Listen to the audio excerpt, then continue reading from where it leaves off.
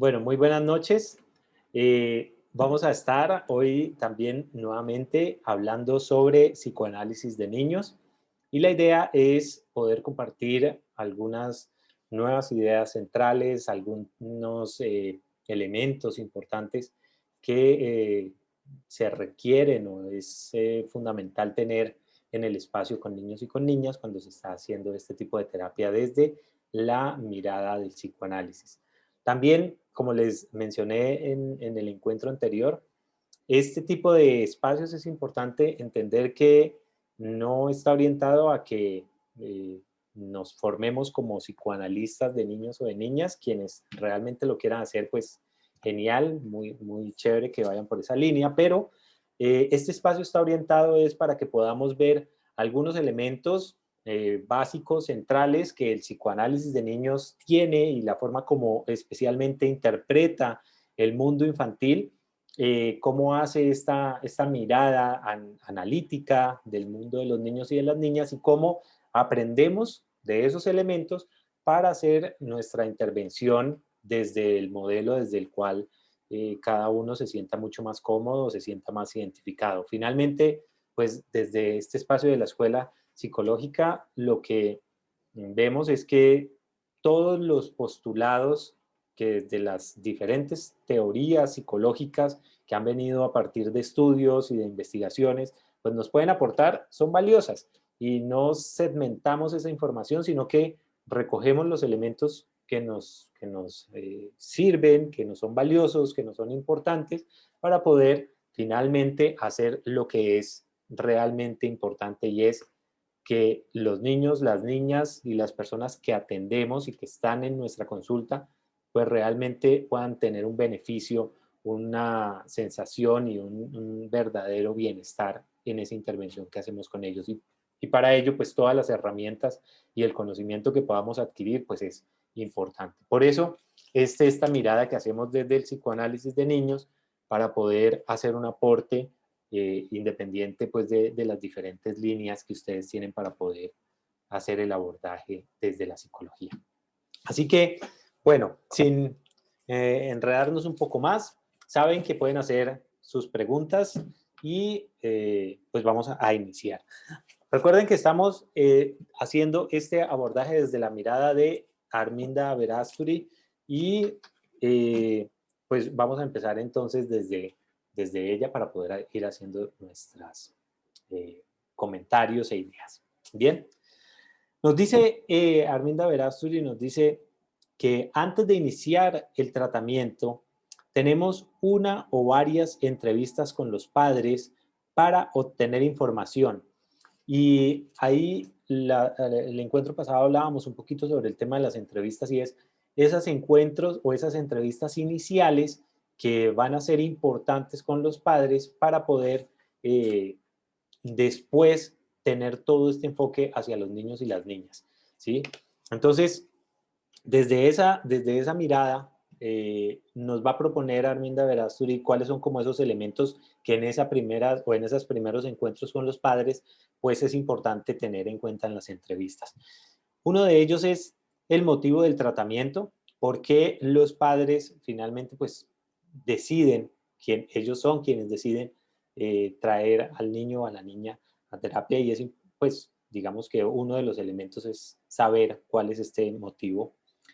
También conocer historia lo más detallada posible del niño, especialmente desde la mirada psicoanalítica, de cómo se pasan por las fases de cada una de las etapas psicosexuales, ¿sí? Cómo fue la lactancia, cómo fue este espacio oral en los niños, en las niñas, cómo se dio el control de esfínteres, ¿sí? Cuál fue la participación de los padres en este proceso educativo. También la descripción, se le pregunta a los padres una descripción del día a día de la vida del niño en el grupo familiar. Dentro del grupo familiar, si hay algunos hábitos, rutinas que tengan como parte de la dinámica familiar. Y también especificando cómo son los fines de semana, que pues generalmente son los tiempos en donde los padres están más presentes y ahí pues es lo que se está buscando es ver los padres cómo interpretan qué es la interacción de ellos hacia el niño y también poder observar cuál es la observación que cada uno de los padres hace con relación a cómo interactúa la otra persona en ese espacio con los niños. Algunas veces, y ahí les cuento un poco desde mi experiencia, algunas veces cuando llegamos a ese punto, vemos que de entrada hay diferencias con respecto a la mirada que están haciendo los padres, porque cada uno tiene o nos está presentando una mirada diferente, ¿sí? Incluso en algunos espacios, en ese mismo espacio de entrevista, discuten entre ellos porque no están de acuerdo sobre alguno de los aspectos que están hablando o porque empiezan a mencionar que el otro padre no está de acuerdo con algo y que eso también forma parte de conflictos. O también nos damos cuenta en ese mismo espacio de cómo dentro del espacio de pareja, ¿sí? De ellos como padres, también hay diferencias que cuando las tenemos en cuenta y cuando vamos a ese encuentro con el niño nos muestra que uno de los elementos que genera también parte de su angustia es el miedo a la separación de los padres o a las discusiones que los padres tienen dentro del entorno familiar. ¿Sí? Entonces, pues ver como esa mirada de los dos padres, pues también es importante, ¿no? Otro elemento es cómo se festejan los cumpleaños y cómo se realizan las vacaciones. Y este elemento es para ver cuál es como esta interacción de la familia dentro de los espacios también de, digamos, de mayor acogida, que son los espacios de encuentro mucho más grupales entre ellos, cómo se dan estos espacios y sobre todo también mirar cómo el niño interpreta estos espacios. ¿Por qué?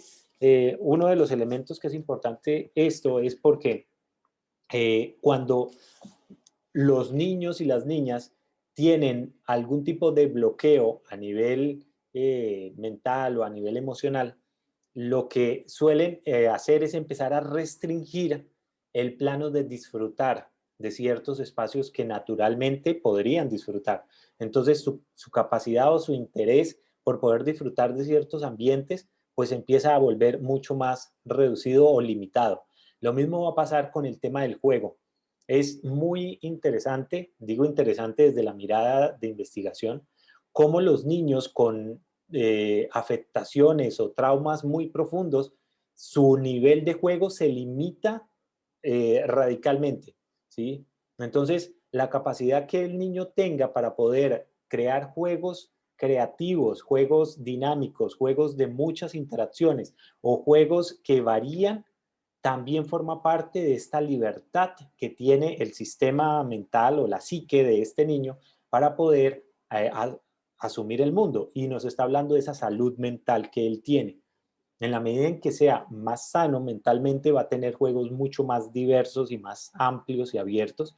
Y en la medida en que tenga mayores situaciones conflictivas internas, su juego va a ser o más repetitivo o va a ser más limitado, ¿sí? Hay niños que seguramente van a poder ver que expresan directamente que no quieren jugar, ¿sí? Y se aíslan incluso de los espacios de juego, no solamente con otros niños, sino también ellos solos en su individualidad, también el juego lo limitan. Entonces, también otro aspecto importante que iría, digamos, vinculado a esa pregunta es también poder preguntarle a los padres cómo juega el niño, cómo lo ven ellos que juega. Claro, en las sesiones, pues nosotros o el terapeuta directamente pues lo va a ver, ¿no? Pero digamos que pues también es una parte de lo que se pregunta en esa entrevista. Otro de los elementos es también conocer la ideología o la religión que los padres profesan o el especial interés que ponen sobre ciertas ideologías, especialmente porque eso nos va a ayudar a entender algunos comentarios o ideas que el niño de entrada va a plantear. ¿Sí? Entonces, niños que vienen de una formación religiosa muy fuerte, muy estricta, pues nos va a hablar de esta terminología y vamos a poder entonces entender por qué nos está mencionando este tipo de cosas. Pero también cuando hay padres que están muy distantes de la religión y el niño vincula estos elementos, pues también nos puede estar hablando de que hay algún tipo de conflicto entre los padres o entre la relación del niño esta ideología, con lo cual entonces está confrontándose en una relación con el padre o con la madre. Entonces, ahí nos ayuda también a darnos idea cuando del tipo de discurso que el niño va a tener y cuando el niño nos exprese, pues saber contextualmente de qué particularmente nos está hablando el niño, ¿sí? Y también conocer un poco sobre la historia de los padres y sobre la familia, por ejemplo, con quién vive el niño es muy importante, ¿sí? No solamente miembros directos de los padres, sino tíos, familia extendida, personas que pueden no ser familia, pero que también conviven como nanas o cuidadoras o personas amigas o cercanas a la familia que también pasan continuamente dentro del espacio. También es importante saberlo porque el niño en su espacio de juego nos va a empezar a hablar o a vincular varias personas que son conocidas para él y necesitamos pues saber como cuál es eh, este nivel de relación o de parentesco que tiene. ¿Ok? Arvinda Verasturi nos continúa mencionando ya desde esta mirada más desde el psicoanálisis, que durante el tratamiento tenemos, dice ella, muy pocas entrevistas con los padres, pero puede suceder que lo juzguemos necesario, por ejemplo, cuando no se cumplen ciertas condiciones del contrato. Eh, lo decíamos que para el psicoanálisis es muy importante tener entrevistas iniciales, pero después esas entrevistas con los padres o se van a limitar mucho, a menos de que sean casos muy puntuales, de hacer alguna pregunta adicional. Por ejemplo, hay momentos donde los niños nos empiezan a mostrar ciertas figuras o ciertos lenguajes o ciertas expresiones, ¿sí? Ciertas palabras que necesitamos preguntar a los padres de dónde viene y cuando les preguntamos a los padres, pues nos damos cuenta de que esas palabras suelen tener algún significado, ¿sí? Esa es la forma como en nuestra familia nombramos a cierta persona o esa es la forma como nombramos cierta actividad que hacemos comúnmente en la semana. Entonces, en esos casos puntuales, después de las entrevistas iniciales con los padres, pues también se puede a tener un encuentro o un llamado con ellos para preguntar ciertas cosas puntuales. Pero generalmente desde el psicoanálisis las entrevistas con los padres suelen dejar de pasar, ¿sí? Incluso eh, Arminda Verásuri dice que algunas veces son los padres que piden una cita y miren qué importante esto porque en ciertos modelos de intervención con niños y con niñas, o incluso cuando estamos iniciándonos en este espacio de atención con niños y con niñas, tenemos cierta ansiedad por tratar, y espero darme a entender bien con esto, pero el terapeuta suele tener cierta ansiedad por tratar de caer bien a los padres, de quedar bien con ellos. Y en esa intención de tratar de quedar bien con ellos, pues en algunas ocasiones suele también tratar de, digamos, romper la confidencialidad que había con el niño diciendo cosas que han pasado en la sesión.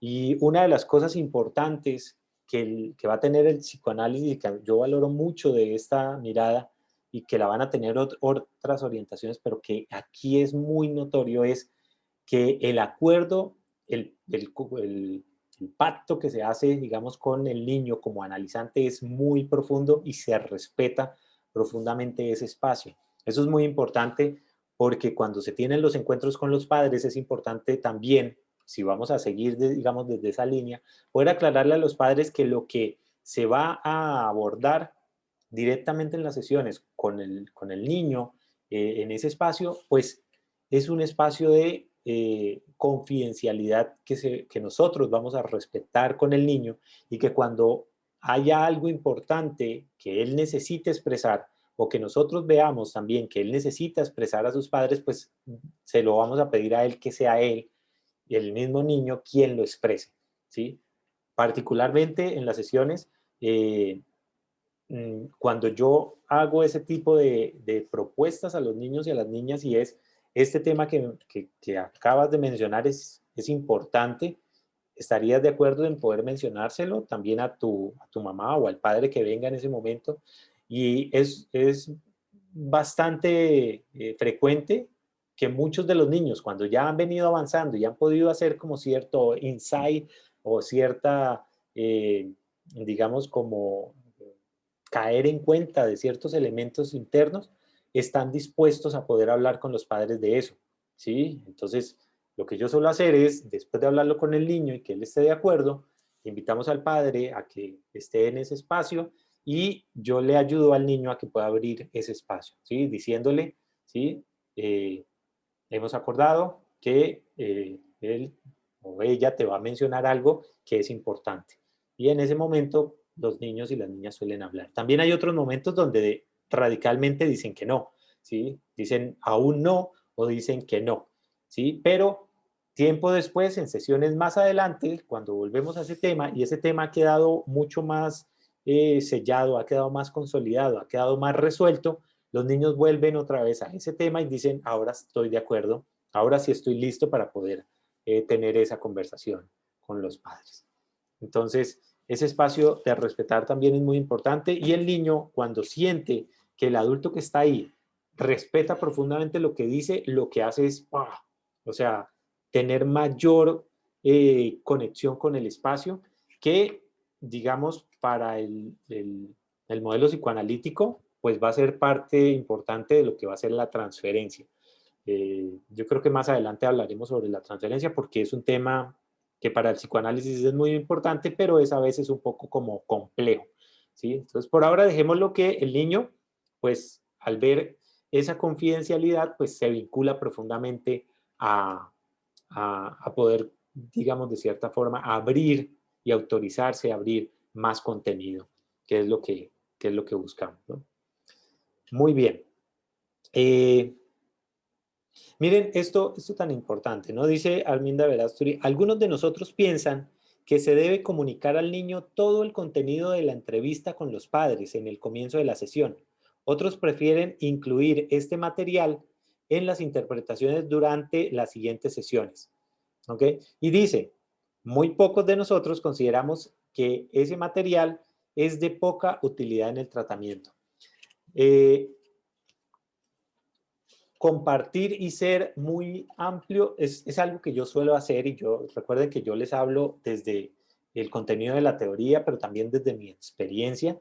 Y es algo que yo suelo hacer es que los padres en ese espacio puntual donde la intervención es del niño sean lo más abiertos en términos de que el niño pueda también acceder a esa información, ¿sí?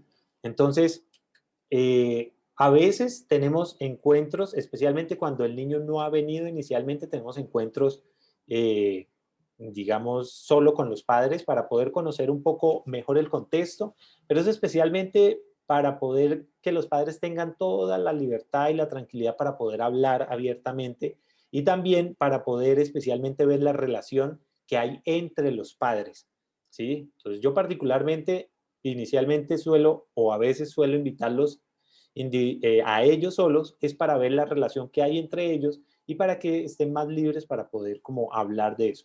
Pero cuando ya entra el niño dentro de su espacio de intervención, lo que buscamos es que los diálogos que hay con los padres, el niño esté presente. Y esto, algunas modelos he visto que tratan como de ocultar, ¿no? He visto como que algunos modelos o más bien como algunos terapeutas tratan como de que el niño no escuche la conversación que se tiene con los padres, pero finalmente es que el niño ya sabe todo lo que está pasando ahí, es decir, el niño escucha los comentarios de sus padres en casa, los escucha también a escondidas, el niño cuando no escucha también siente este vínculo emocional que está pasando cuando ve a mamá angustiada, la ve preocupada, la ve ansiosa, ¿sí? Entonces también está sintiendo cosas de lo que los padres están viviendo, pero el niño ya finalmente lo sabe. Es importante que él en ese espacio pueda escuchar a sus padres hablando sobre las cosas que ellos ven como conflictivas, específicamente o hablando sobre el niño, y que el niño también, para nosotros, es muy importante ver la reacción del niño frente a eso. Les voy a poner algunos ejemplos. En muchas ocasiones he visto niños muy pequeños, estoy hablando de 3, 4 años, que cuando llegan los padres, y yo les invito, habla abiertamente delante del niño sobre lo que tienes que decir de él. El niño viene un poco como inquieto, moviéndose, distraído, y de repente cuando empiezan a hablar sobre él, y estamos hablando de niños de 3 4 años, inmediatamente paran su acción y se concentran en escuchar con atención. A veces miran directamente a los padres, otras veces simplemente están mirando hacia otro lado, pero están prestando completa atención, que incluso cuando los padres están hablando, el niño en algunas ocasiones interviene para poder también corregir situaciones. Por ejemplo, cuando están contando una escena y dicen, es que el día de ayer se regó el agua, y el niño dice, no, no fue el agua, fue el jugo, y yo estaba, entonces él mismo está muy atento a lo que los padres están diciendo, y eso habla también de la intención que tiene el niño para poder vincularse al proceso. Porque es muy importante tener muy en cuenta en el proceso con los niños y con las niñas que ellos no vienen inicialmente por voluntad. Es decir, la conciencia de enfermedad no existe inicialmente en los niños y las niñas. Ellos vienen porque son traídos por sus padres, ¿sí? Pues estamos hablando de niños y niñas, no de adolescentes, ¿sí? O de niños un poco mayores, ¿sí? Sino que estamos hablando de niños antes de los 8 o 9 años. Entonces esa conciencia de enfermedad no está porque para ellos su acción no tiene ninguna dificultad, no es conflictiva, es simplemente una reacción que ellos están adoptando frente a lo que ellos consideran que debe ser el flujo natural de lo que deben hacer. Entonces, son traídos por los padres, es decir, que esa noción de que algo no está funcionando bien es la visión de los padres, ¿sí? Por ejemplo, Ana Freud frente a eso sí plantea una idea, y es que frente a esa situación de no tener conciencia de la necesidad de entrar al proceso, Ana Freud plantea una pequeña etapa inicial para poder contextualizar al niño sobre lo que se viene a hacer ahí y sobre la importancia que ese proceso tiene para ciertas acciones que el niño o la niña están haciendo. Yo he visto que desde esa mirada de Ana Freud, cuando los niños escuchan a los padres hablando sobre cómo ellos interpretan las acciones y la conducta del niño, el niño empieza a generar este cierto interés de poder entender a qué se viene al espacio analítico. De eso desde la mirada de Ana Freud, ¿no? Porque desde la mirada de Melanie Klein asume que no es importante que el niño logre como tener ese nivel inicialmente de conciencia, porque finalmente en todos los espacios en el que el niño se mueve va a estar proyectando su propio inconsciente. Entonces, cuando el niño ya esté solo en su espacio de juego, pues él, no importa si lo interpreta conscientemente o no, él va a empezar a proyectar ahí todo su inconsciente y su contenido traumático, y lo que va a hacer el analista es aprovechar ese contenido para devolverle a través de interpretaciones, pues esas cosas, y el niño, no porque tome conciencia de su enfermedad, sino porque empieza a asociar que eso que el analista o esa persona o el terapeuta le está mostrando, realmente es, genera una conexión con lo que el niño realmente siente. Entonces, digamos que son dos miradas diferentes de cómo empezar el abordaje, pero que a mí me parece que no son contrarias, y creo que se debe adaptar más es al estilo o a la comodidad también del terapeuta. Yo particularmente cuando veo eh, que los padres están hablando, veo que los niños se vinculan mucho más, y hay momentos en donde el mismo niño también empieza a dar sus propias como interpretaciones de a qué se viene, ¿sí? Uno de los momentos, por ejemplo, cuando yo particularmente y directamente le expreso al niño que ahí, que a ese espacio se viene a algo diferente, es cuando el niño, por ejemplo, pide traer a la sesión algún elemento que es, que digamos, no es como propio del espacio. Por ejemplo, niños un poco mayores que ya están muy fuertemente vinculados como a este tema de los videojuegos, eh, y que estamos viendo que lo que hace es usar el videojuego desde una dinámica que no, que solamente es evasión del proceso. Entonces, particularmente en ese espacio, yo busco que los niños usen más el material orgánico, hojas, dibujar los diferentes elementos que vamos a ver ahora, que interactúe más con ellos. Entonces, en ese espacio, yo particularmente le menciono y es, en este espacio venimos o vienes a una actividad diferente. ¿Cuál crees que es la actividad que hacemos acá? Entonces, en esos espacios, generalmente el niño dice es, eh, porque venimos es a hablar o venimos es a conocer. Generalmente yo les oriento es que a este espacio venimos a jugar, ¿sí? Y eso les ayuda como a conectar un poco más como con la autorización para que se puedan expresar, ¿sí? Bien, eh, vamos a ir viendo entonces, yo voy avanzando, si tienen alguna pregunta, ustedes pueden ir escribiéndola o hablando. Vamos a hablar sobre algunos elementos que pueden ser importantes y suelen ser importantes dentro del espacio que se usa. Y, y esta parte me parece interesante. Miren esto. Eh, ofrecemos al niño, dice Arminda Verástegui, ofrecemos al niño en el comienzo del tratamiento un cajón dentro del cual encontrará el material de juego, de acuerdo con su edad. Este cajón en el consultorio estará sellado herméticamente y solo tiene acceso a él el niño y el terapeuta. Se le ofrece al comienzo del tratamiento y se transforma en el símbolo de la situación de secreto íntimo que se traduce en el contrato verbal, en lo que vendría a ser como en el contrato con los adultos, con el niño es la privacidad que se ofrece de ese baúl. Y miren, es así tal cual, ¿no? En muchos espacios de analistas de niños que tuve la oportunidad de poder como ver o acompañar, literal, cada niño tiene un cajón, ¿sí? Es un cajón pues, de diferentes formas, generalmente, o para tener referencia, son estos que son de plástico, que tienen estas cajas que se tapan, ¿sí? Unas cajas con tapa que son de, de plástico y que se pueden apilar, ¿sí? Se pueden poner una encima de la otra. Cada cajón tiene un código o una referencia de cada uno de los niños y en ese cajón está el material exclusivo que el niño ha manejado. ¿Y por qué es importante? Claro, algunas otras personas lo que usan es un material genérico para todos los niños y al final de la sesión se recoge, ¿sí? Eh, pero esta parte particular de tener un cajón, claro, eso de todas formas pues tiene unos costos que vendrán pues incluidos dentro del proceso de análisis, pero tiene una cosa particular y es porque el niño se va vinculando a ese contenido y le va dando un sentido y una significación a ese contenido que está haciendo.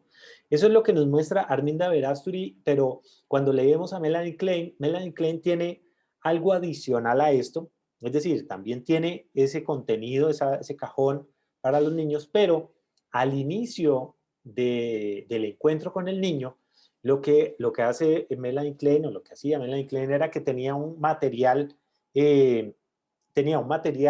libre, dispuesto para el niño, y tenía otro material que ella particularmente como que le sugería al niño, es decir, le colocaba intencionalmente en la caja cierto material y le dejaba que el niño en esas primeras sesiones fuera escogiendo el material y cuando escogía ese material lo ponía en la caja. Entonces, el niño hacía como su propia selección de cierta parte del material, la terapeuta o analista le proponía otro y ese se iba a convertir como en el material. Y, y es tan importante ese espacio que incluso en algunos casos que nos va a presentar Melanie Klein y Arminda Verástegui, nos muestra cómo el niño, por ejemplo, en su espacio de sesión ha dejado ciertos elementos en ciertos lugares, ciertos muñecos o juguetes en ciertos lugares que tienen un símbolo para él y al volver, ¿sí? Es decir, le pide a su analista que cuide ese elemento ahí y al volver a su sesión pues lo que hace es buscar el elemento y continuar, es como si viniera en una trama, para la trama, y al volver a su siguiente sesión, retoma desde el punto donde iba, ¿sí? Finalmente, también en muchos de los espacios ese juego se convierte en una forma de narrar toda una historia interna que el niño quiere, pues, poder contarle al analista, pero lo hace a través de ese juego. De todas formas, pues, recordemos que hay que contextualizarlo. Estamos hablando de procesos de análisis en donde los niños muchas veces, tanto para Melanie Klein como para Arminda Verasturi, pues eran niños que venían a 2 y 3 sesiones semanales, ¿sí? Durante todos los meses. Entonces, digamos que ya, pues, el dejar los juguetes en cierto espacio, pues era parte de algo que rápidamente el niño iba a poder retomar, ¿no? Eh, bueno, elementos, tomamos los elementos que nos sirven y cómo los podemos incorporar también a nuestra propia mirada y dinámica del proceso, ¿cierto? Bien, dice, otro de los elementos, ahorita vamos a seguir con otros elementos adicionales, a ver dónde hay más. Otros de los elementos importantes a tener en cuenta dentro de ese espacio es, acá está. Otro de los elementos importantes es poder tener esencialmente materiales o preferiblemente materiales orgánicos, es decir, que sean en madera o que, es decir, que tengan cierto nivel de textura, porque eso va a hacer también muy generalmente que los niños se conecten más con ese material que es en madera, eh, en tela, materiales que por su textura logra como ayudarle a transmitir ciertas sensaciones al niño, ¿sí? Y es porque finalmente el niño va a depositar también en ese tipo de material cierta expresión de, recordemos que va a proyectar ahí la relación que él tiene con sus padres y con sus cuidadores y con las demás personas. Entonces necesita también poder tener como este nivel de conexión con ese contenido, con ese tipo de material con el que está interactuando. Tener, por ejemplo, bloques, siempre va a ser muy importante poder tener bloques de construcción, ¿sí? En diferentes tamaños preferiblemente. Tanto niños como niñas suelen conectarse con este tipo de material, los bloques. También el material como plastilina, arcilla, barro. En muchos de los espacios se habla también de poder tener un espacio con arena, ¿sí? Que donde pueda haber agua también. Recordemos que en las fases, si estamos hablando de procesos en fases anales, es decir, donde hay una fijación anal o donde el niño está pasando por procesos de su etapa anal, pues el vincularse con elementos orgánicos como arena, tierra, barro, agua, interactuar con estos materiales va a ser muy importante porque el niño va a expresar ahí toda esta necesidad que tiene de interactuar con las heces y con todo este contenido interno que él tiene. Entonces, tener también, digamos, es una sugerencia que tienen los analistas de niños y es tener un arenero o un espacio adecuado para que se pueda usar este material. También es importante que el espacio esté lo suficientemente dispuesto para que tenga un lavamanos, porque evidentemente en muchos espacios va a haber cierto caos en ese sentido, entonces que pueda haber un lavamanos, que pueda haber un espacio amplio donde también el niño pueda usar pintura, ese elemento, pinturas, colores, hojas grandes también, pliegos de papel va a ser también otro elemento importante para los niños, plastilina, ¿sí? Y juguetes de diferentes formas y tamaños para poder permitir que el niño escoja cierta interacción con estos juguetes. No, no necesariamente son juguetes costosos, son juguetes básicos, ¿sí? Porque lo importante es que se conecte para poder contar una historia o para poder contar eso que internamente necesita traducir allá. Un elemento o un tipo de juguete que yo particularmente he visto muchas veces que con el cual los niños se conectan muy rápidamente, claro, además de los carros, que también obviamente los representan como personas, pero adicional a los carros son los juguetes de guerreros, ¿sí? De militares o de policías, ¿sí? Claro, porque finalmente es un arquetipo muy poderoso que va a conectar pues con esta mirada no solamente fálica, sino también guerrera, de poder, de conflicto. Muchas veces los niños suelen usar estos muñecos o estos juguetes bélicos, bueno, también usan las pistolas y las espadas, pero cuando usan estas figuras de combate, buscan, o muchas veces nos muestran, es el conflicto interno que en el niño están pasando. Recuerdo varios niños que venían que tuve la oportunidad de atender, en donde cuando tenían estos choques entre los guerreritos que ellos escogían, una de las interpretaciones que era muy obvia en ese espacio, claro, es porque venían en diferentes sesiones y ya habíamos visto este tema varias veces con ellos, pero llegaba a un punto donde era muy fácil poder interpretar eso que esa guerra y ese combate que están teniendo estos soldados, se parece a las mismas guerras y combates que tú estás teniendo internamente. Y era muy interesante ver a los niños en esa interpretación poder mirar y decir, sí, directamente te decía sí. Y a partir de esa interpretación te amplía el contenido, cambiaba partes del juego y lo ampliaba.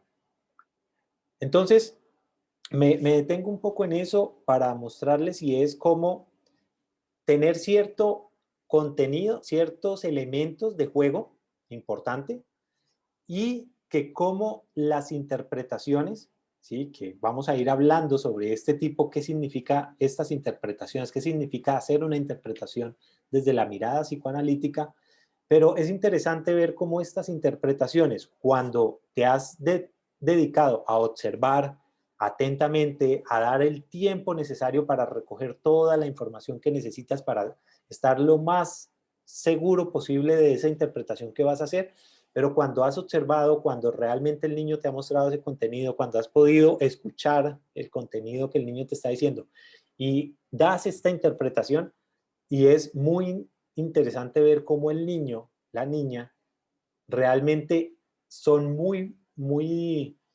receptivos a validar esa información que ellos consideran que es certera, ¿sí?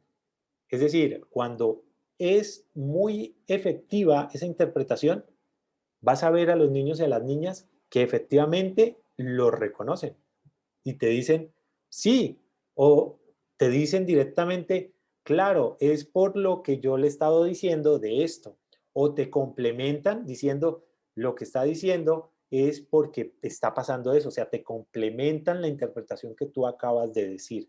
Y inmediatamente, después de una buena interpretación, el niño amplía el contenido del juego.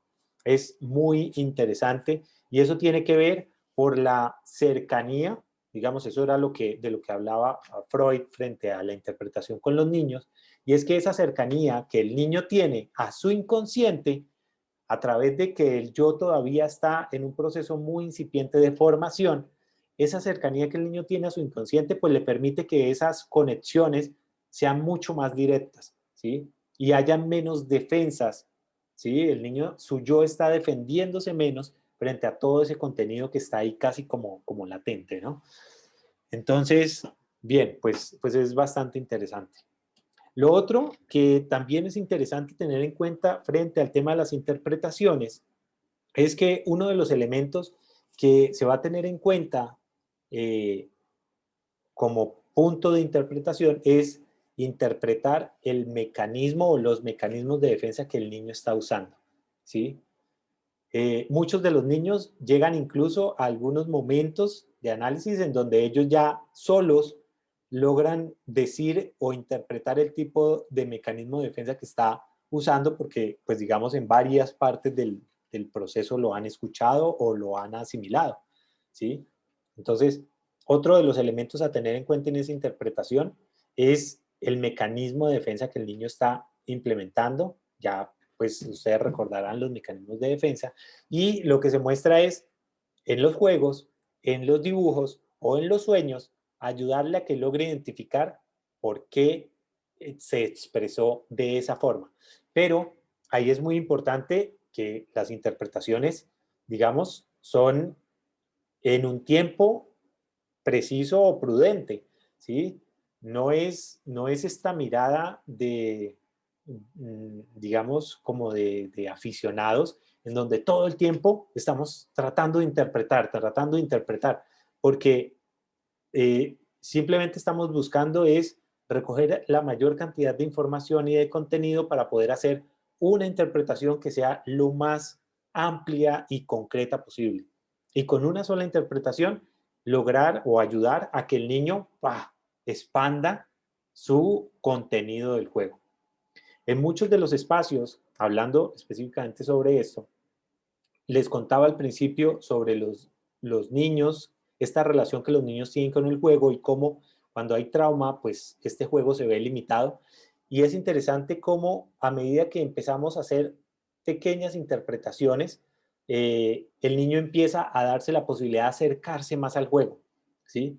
Esto es lo bonito de este proceso de investigación que se da desde el psicoanálisis, porque algunas veces es como, es que el psicoanálisis es muy subjetivo y no tiene, digamos, como elementos concretos como medirlo, pero sí tiene elementos concretos como medirlo. O sea, cuando, por ejemplo, llega un niño con una dificultad para poder interactuar con su juego, que su juego está muy limitado, que su capacidad de interactuar con su entorno es muy limitada, y empiezas a hacer interpretaciones con, digamos, el tiempo prudente, y empiezas a ver que a cada interpretación el niño lo que hace es expandir su conexión con el juego y empieza a jugar, y que a la sesión siguiente ya tiene un juego más creativo y que ese juego se expande y se vuelve mucho más dinámico, pues ahí te está mostrando un indicador, ¿sí? Un niño, por ejemplo, vamos a buscarlo, que venía, a ver, espérenme.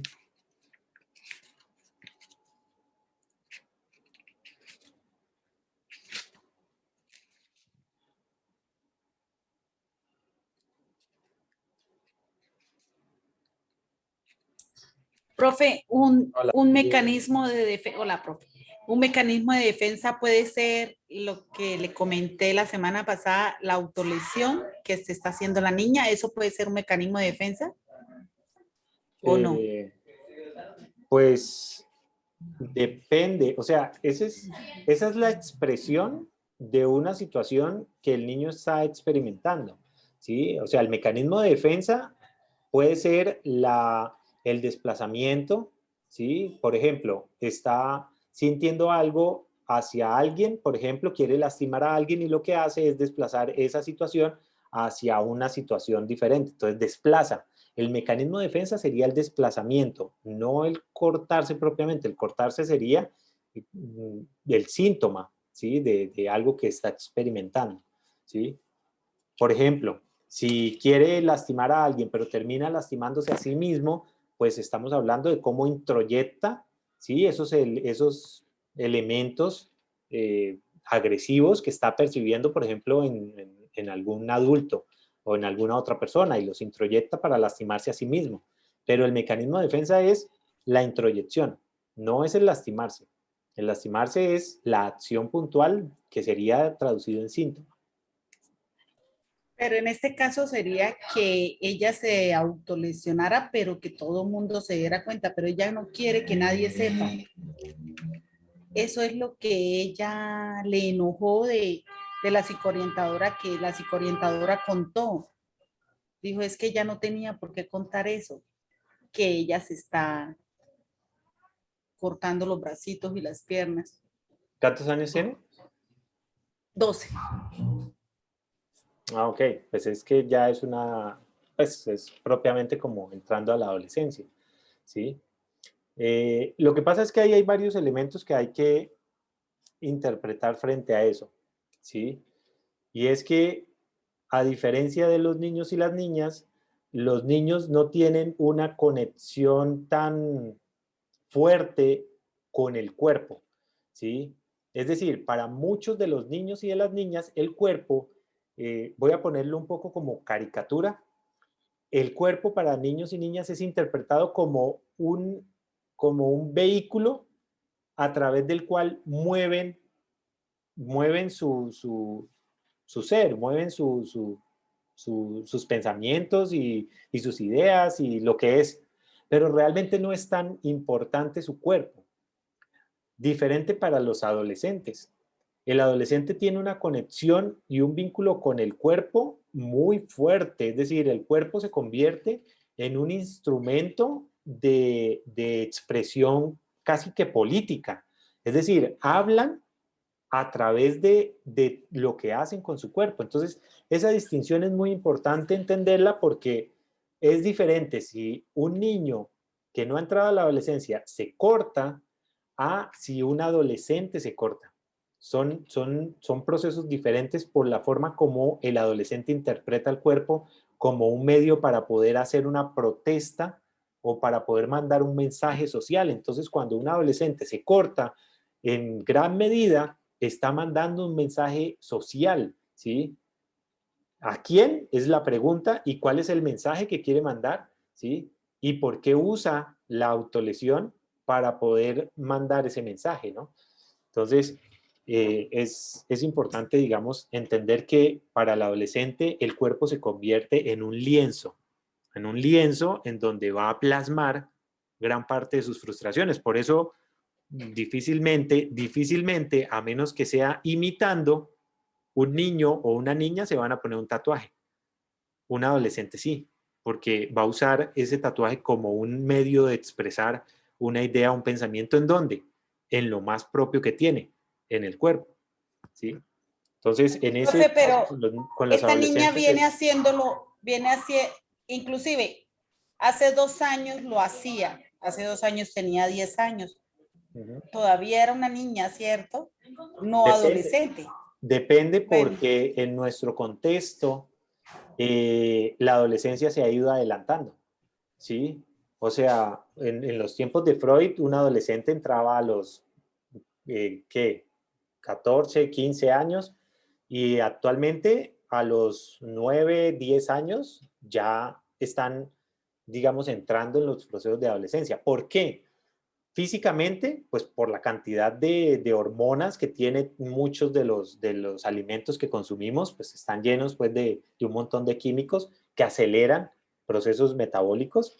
Y a nivel psicológico, pues todo el contenido, el bombardeo de contenido sexualizante, el contenido también de discursos mucho más intrusivos, ¿sí? Que llevan a los niños a entrar a la adolescencia casi que a la fuerza, mucho antes. Entonces, habría que mirar a qué edad realmente entró la niña a la adolescencia, ¿sí? ¿Y qué es entrar a la adolescencia? Pues todas las características que la adolescencia pues, nos va a mostrar, ¿no? No es un tema de edad, es un tema de que cumpla como los criterios y las etapas que esa adolescencia nos está mostrando, ¿no? Ese sentido o esas preguntas con relación a la existencia, quién es, para dónde va, por qué está en el mundo, ¿sí? Eh, Eso un niño no se lo pregunta, ¿sí? O sea, un niño se hace la pregunta, pero en términos biológicas, pero un adolescente se lo hace en términos filosóficas, ¿sí? Lo mismo la pregunta sobre el cuerpo. Un niño no se pregunta sobre el cuerpo en términos de que haya algo importante que tenga valor en el cuerpo, ¿sí? Sino solamente instrumental, es decir, ¿para qué me sirve este brazo? Y lo puedo usar y ya lo entendí. Pero el adolescente se está preguntando sobre la imagen y sobre ese uso social del cuerpo. Entonces, ya el adolescente se empieza a preguntar si estéticamente va a cumplir con los estándares sociales y si es suficiente el cuerpo que tiene para poder enfrentarse a este mundo. Entonces, ya son ese tipo de preguntas. Habría que ver esta chica en qué tiempo empezó a plantearse esas preguntas y empezó a entrar en la adolescencia propiamente. ¿Sí? que un factor más de todos los que usted mencionó ahorita, de los químicos y todo, es el contexto donde se están desarrollando Claro, también, ¿cierto? sí, sí, claro, claro. Que hace que precozmente llegue a la adolescencia sin ser de verdad la hora exacta o la hora requerida para Claro, creció antes de tiempo. padres que hayan tenido conflictos con sus procesos adolescentes, pues van a tratar de llevar a sus hijos a la adolescencia tempranamente o evitar que entren, cualquiera de las dos formas, ¿no? Entonces lo mantienen o lo mantienen infantil o lo llevan rápidamente a un espacio sexualizado para que entre a la adolescencia rápidamente, ¿sí? Pues lo vemos coloquialmente, ¿no? Cuando, por ejemplo, cuando a los niños y las niñas se les pregunta sobre las novias y sobre eh, tener pareja y ese tipo de cosas, pues que para un niño o una niña realmente no es un tema tan relevante, pero socialmente lo escucha, entonces va entrando en esa dinámica, ¿no? Les mencionaba sobre este otro caso y es que sobre estas evidencias del psicoanálisis les decía que cuando hacemos esa interpretación y el niño empieza a jugar, pero también digamos que en estos casos que se han documentado de mutismo, ¿sí? Es decir, niños que han tenido una dificultad o, ¿cómo llamarlo?, imposibilidad para hablar y expresarse la abierta y directamente, y que a través de ese espacio del análisis y de esas interpretaciones acertadas que se van desarrollando, el niño empieza a liberar el lenguaje y empieza a hablar, y el mutismo literalmente desaparece. Entonces ahí hay un indicador bastante claro, ¿no? Otro de los elementos que yo he tenido la oportunidad de ver en algunos de los niños, digamos, es el tema de el bloqueo que suelen hacer a nivel, no sé si llamarlo intelectual, llamémoslo educativo, ¿sí? Muchos niños que llegan con esta dificultad educativa de malas calificaciones, mal desempeño, digamos, escolar, como que no logran entender y procesar alguna de la información, pero no hay daño, no hay daño físico, ¿sí? Es decir, hay exámenes, se envían pues a que hagan exámenes, primero hay que descartar el tema físico, de que no haya algún tipo de obstrucción en su cerebro y algún daño cerebral, pero cuando no ha habido esto y hay una limitación en términos de ese aprendizaje, y ver cómo a través del análisis, a través de esas interpretaciones y a través de esa interacción con el juego, el niño empieza a liberar su plano cognitivo y empieza a rendir y a evolucionar a nivel de aprendizaje en su colegio y en su espacio académico. Eso es algo que es verificable, es evidenciable, lo podemos ver y los mismos, el mismo plantel educativo lo reconoce porque dice, ¿qué pasó? O sea, este niño empezó a evolucionar. Claro, porque empieza a liberar todas estas situaciones traumáticas que él traía y entonces empieza a evolucionar educativamente también. Bien.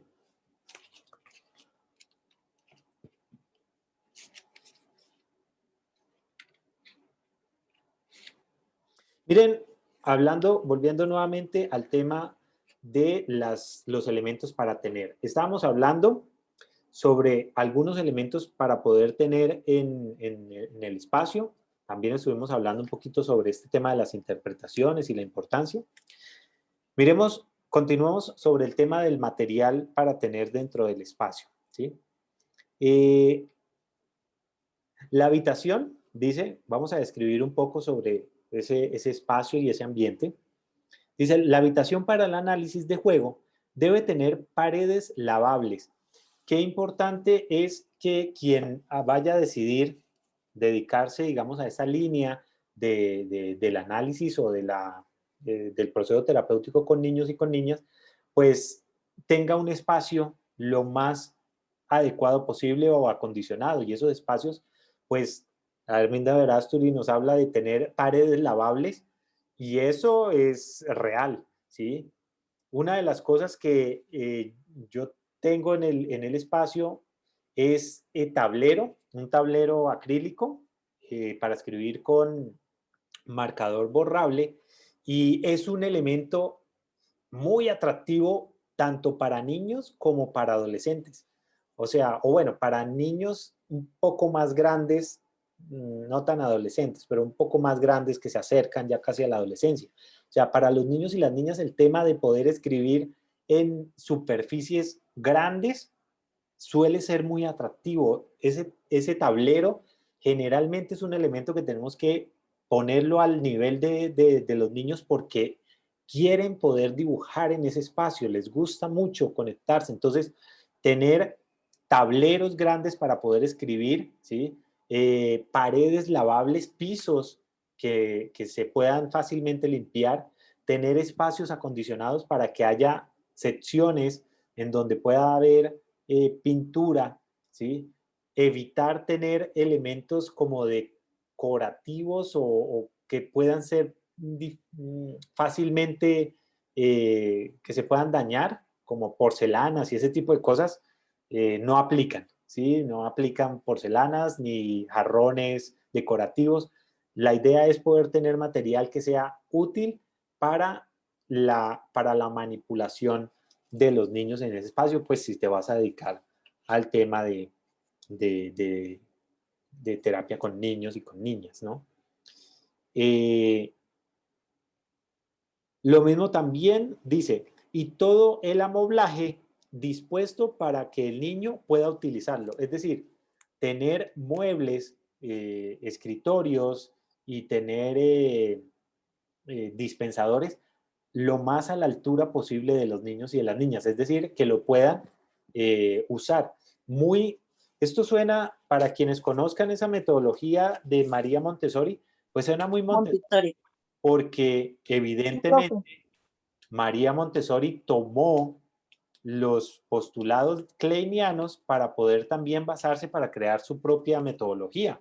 O sea, no es solamente que María Montessori se haya inventado esto, es que desde la mirada que ella ya venía haciendo del estudio de Melanie Klein, ella también toma elementos de los postulados de Melanie Klein y de Anna Freud para poder incorporar en su metodología pedagógica. Entonces, tener esos escritorios y esos armarios lo más disponible para los niños, evidentemente tener escritorios con sillas pequeñas para que los niños se puedan sentar, hacer sus dibujos, para que también puedan hacer uso de ese material, para poner ahí sus juegos, pues va a ser importante, ¿no? Eh, dice, sobre una mesa baja se depositan pequeños juguetes muy sencillos, como cubos, locomotoras era porque era un elemento que se veían antes, muy comúnmente. Ahora, pues lo que usaríamos es carros, aviones, es decir, vehículos o elementos en juguete que formen parte de la vida cotidiana del niño o de la niña. Cosas que pueda ver comúnmente en su día a día porque de ahí va a tomar para poder incorporarlos dentro del juego, ¿sí? También el tema de material para poder trabajar con papel, hilo, tijeras, lápices, colbón. Los niños suelen usar mucho cuando, miren qué interesante el tema de tener tijeras y tener pegante o cinta, goma o pegante o cinta, porque en muchas ocasiones, cuando los niños están expresando agresividad, usan las tijeras para poder cortar, ¿sí? O el lápiz, bueno, pues evidentemente para poder rayar, hacer trazos muy fuertes, pero usan las tijeras para poder cortar el papel, para poder cortar los personajes, ¿sí? En muchas ocasiones no los rasgan, sino que los cortan con la tijera, ¿sí? Y los cortan, digamos, con cierta intencionalidad porque después de ese espacio, cuando se hace la interpretación, ¿sí? Estás cortando ese personaje como desearías cortar a esta persona, eh, no solamente lo validan, algunas veces sonríen, ¿sí? Por haberse sentido descubiertos en esa sensación. Pero también tener pegante y tener cinta adhesiva es otro elemento importante porque cuando los niños, generalmente, digamos, en este proceso de análisis, cuando van a reparar, reparar quiere decir como sanar ese espacio con el cual se habían sentido culpables, usan, ¿sí? goma. Entonces, por eso muchas veces vemos niños pidiendo pegante para pegar elementos a un dibujo que estaba fraccionado o corto, ¿sí? Y en muchos elementos, no siempre hay que ver el contexto y el caso puntual, pero en muchos momentos usar la cinta en ciertos dibujos que han sido rasgados es una parte de cómo reparar a ese elemento o a esa persona con la que ha sentido que ha sido muy agresivo o muy violento, ¿sí? Entonces, tener este tipo de materiales va a ser importante para que les ayude pues como en esta observación de los niños, ¿sí? Eh, Veamos qué más nos dice por acá sobre los juguetes. Evidentemente, tener figuras para cortar, algunos juguetes especialmente sugeridos por el niño. Algunas veces también es, digamos, pertinente proponer que el mismo niño traiga juguetes de su casa para la consulta, ¿sí? Porque muchas veces quiere expresarnos, a veces los trae por iniciativa, otras veces podemos simplemente sugerírselo, porque muchas veces lo que quiere poder traer es mostrarle a, digamos, como a la sesión, algo que está viendo en casa, pero que con los elementos que se tienen en la consulta no es suficiente para poder como llenar ese completo espacio del juego. Entonces muchas veces también traen elementos propios a la consulta y suelen ser elementos que enriquecen mucho esa interacción con el niño, ¿sí? Arminda Verasturi nos presenta un caso que les voy a compartir eh, algunos elementos. Vamos a ver este punto. Digamos, vamos a ver dos casos. Vamos a empezar con este, ¿vale? Dice, una niña de 8 años fue traída al análisis porque sufría crisis de asma y dificultades para el aprendizaje, un poco similar a lo que les comentaba hace un momento. No obstante, ser muy inteligente. Tenía una hermana de 10 años y un hermano de 1 año. Sus crisis de asma comenzaron con el nacimiento del hermano, al que aparentemente recibió con alegría. Y voy a parar ahí un momento. Miren el caso que nos presenta. O sea, es una niña de 8 años, tiene una hermana de 10 años, mayor que ella, y de 1 año, que es un hermanito. Y cuando nace su hermanito, comienzan esta parte de estas crisis. A ver, aquí cómo nos lo expresa. Sus crisis de asma comienzan con el nacimiento del hermano. Miren, justamente he estado atendiendo a una niña que, miren qué interesante cómo, digamos, aprovechando este ejemplo que nos presenta el libro, miren qué interesante cómo la mente humana empieza a asociar y la mente de los niños empieza a asociar diferentes elementos para vincularlos dentro de una maraña de complejas interacciones dentro del trauma. Y es una niña que eh, a los, a, actualmente tiene 12 años, 6 años antes, a los 6 años, pasó por una situación traumática, digamos, ¿sí? Pasó por una situación de trauma. Y justamente es la edad, es decir, a los 6 años empezó ese trauma y fue el momento en el cual su hermanita acababa de nacer, ¿sí? O sea, su hermanita tenía unas 3 semanas de haber nacido y la niña en ese tiempo desarrolló ese proceso. Y actualmente la hermanita ya tiene 6 años, es decir, la misma edad en la que ella inició con esta situación, digamos, traumática.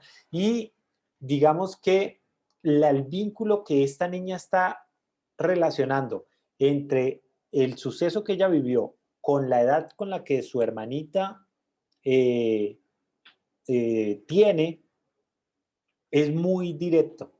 Es directo en el sentido en el que eh, ella ha desarrollado como esta situación traumática teniendo miedo a a las tormentas de viento y sí, cuando no es propiamente a la lluvia, sino a las tormentas y donde hay mucho viento, pero particularmente su hermana no le tiene miedo, ¿sí? Entonces, ella ha hecho esta separación, digamos, entre su visión del miedo que ella genera frente a la despreocupación de su hermana frente a estas mismas tormentas y ella está usando este, este temor, enfermar de esta forma, para poder alejar a la hermana y acercarse ella a la madre, ¿sí?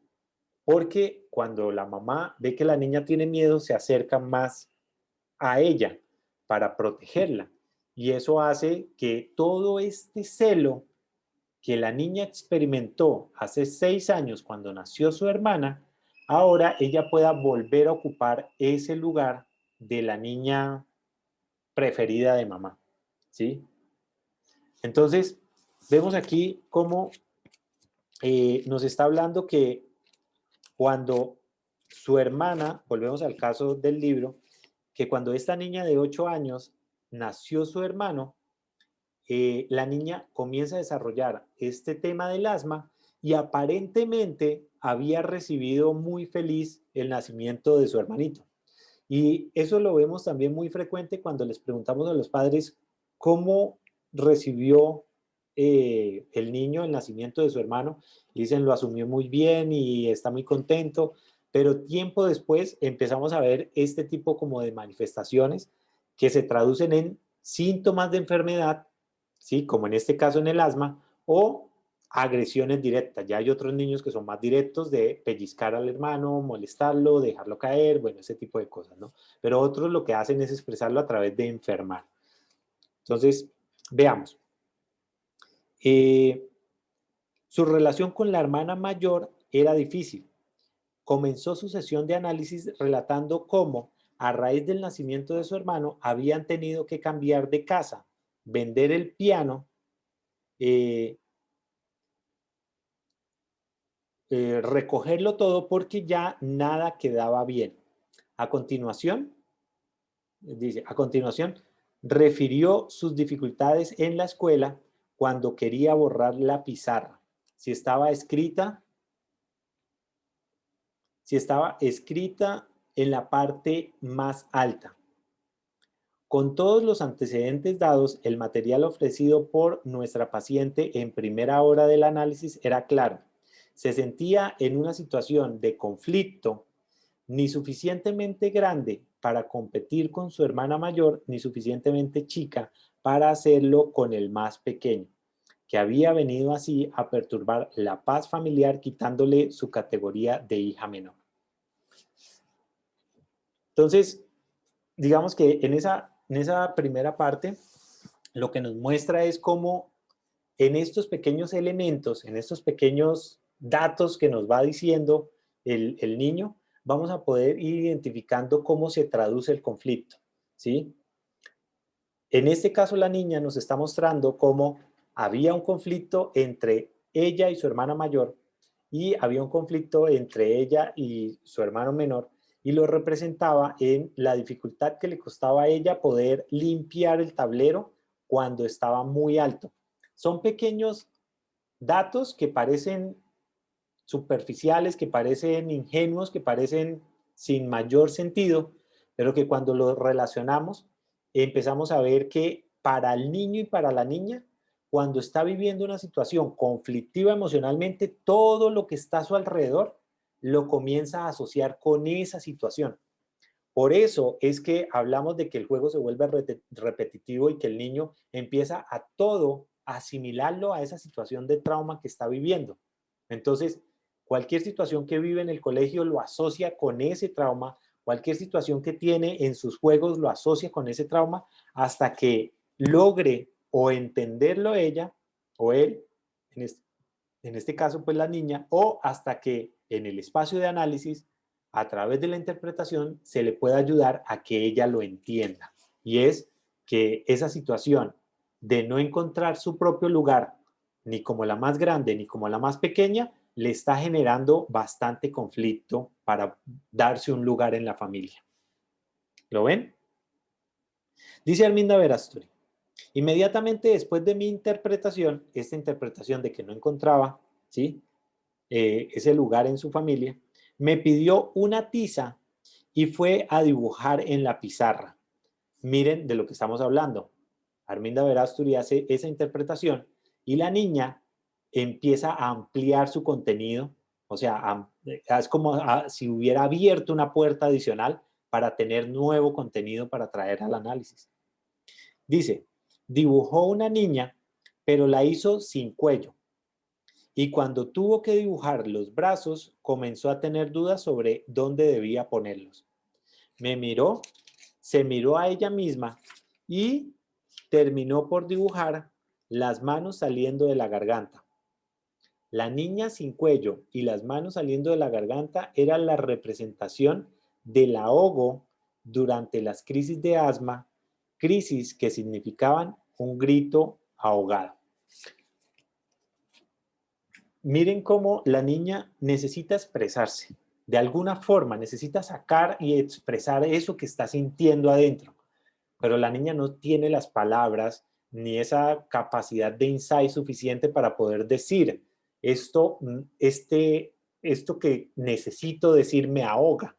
Entonces lo representa en este tipo de dibujos en donde no hay cuello, del cuello sale, es esa mano que está tratando de poder hablar, pero que siente como un ahogo, como una asfixia, como si algo estuviera restringiéndole poder expresarse.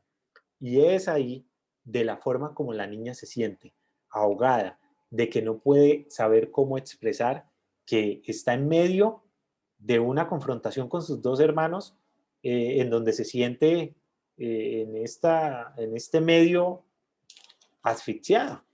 Y mire cómo lo representa el asma. Y el tema es, ¿por qué el psicoanálisis puede llegar a esa conclusión si es un tema físico? Claro, ahí no hay elementos biológicos que justifiquen el asma. Y esto es muy importante. O sea, cuando se va a los exámenes y no encuentran ningún motivo físico, médico, pues entonces el tema, estamos hablando de que probablemente estamos hablando de un tema más somático, psicosomático, ¿sí?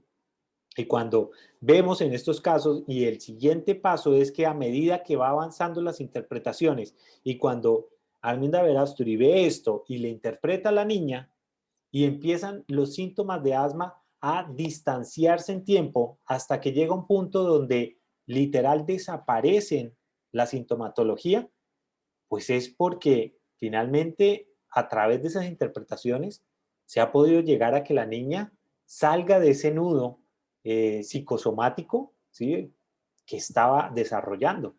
Estaba enfermando físicamente para poder mandar un mensaje de cómo se sentía ella internamente. Bien.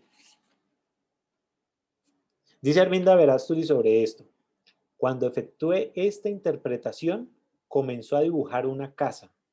Esta casa también tenía características especiales. El techo era exageradamente chico, estrecho y las ventanas muy pequeñas y casi pegadas al techo. Conociendo el simbolismo de las casas como representación del cuerpo, y esto es muy importante, cuando vamos a hacer interpretaciones es importante basarnos en simbolismos genéricos,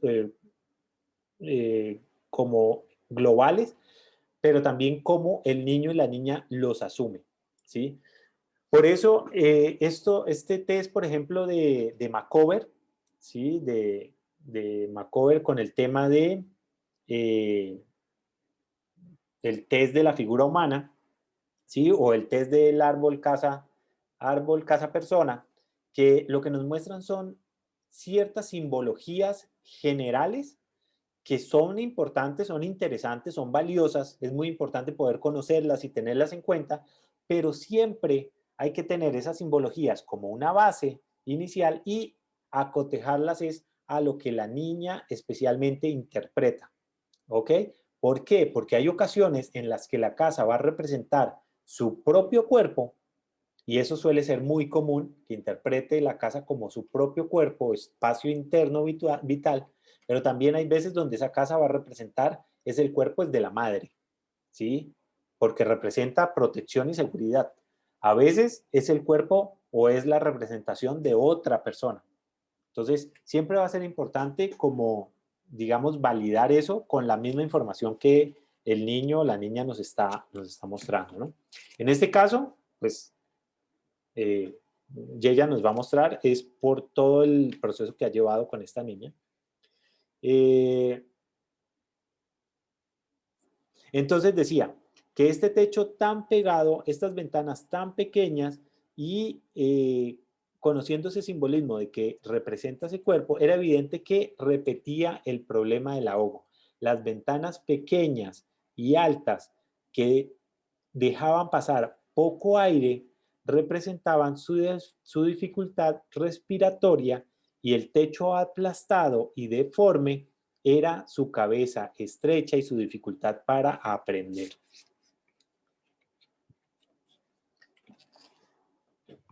Y esto lo suelo ver también muchas veces en muchos de los niños, cómo los niños a través del dibujo de la casa interpretan que el techo es la forma como ellos asumen que o perciben dificultades o expansión de su plano de cabeza, es decir, como intelectual, ¿sí?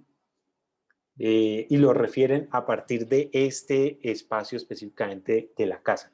Pero volvemos a lo mismo. Al igual que en la interpretación de los sueños, que aquí en los niños también vamos a tener en cuenta la interpretación de los sueños, muchos niños de forma natural cuentan sus sueños. Y lo que vemos es que generalmente son sueños fáciles de entender porque tienen que ver con la vida cotidiana de ellos o tienen que ver con deseos muy fácilmente interpretables.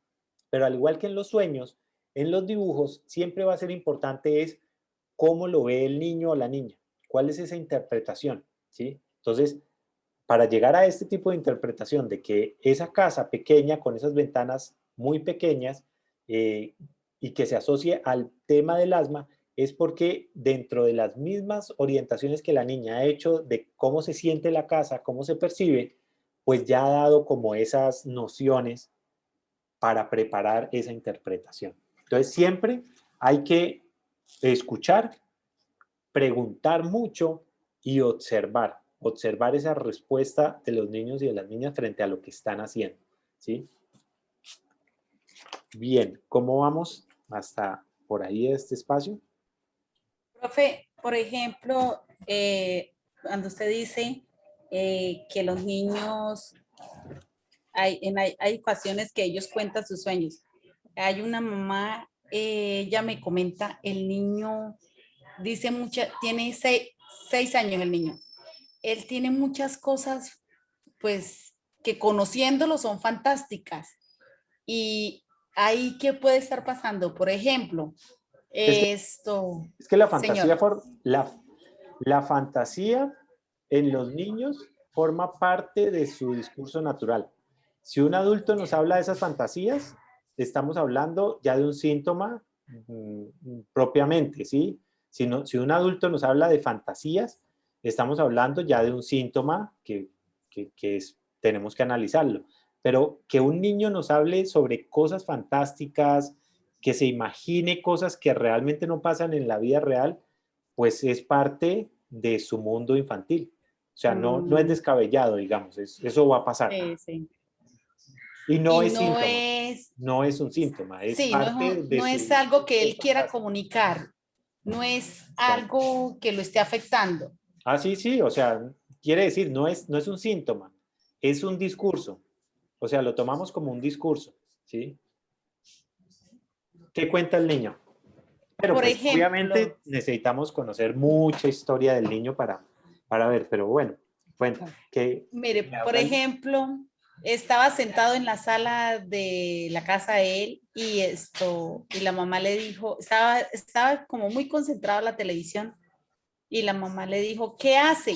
Y dijo, acabó de pasar Camilo. Camilo es el cantante.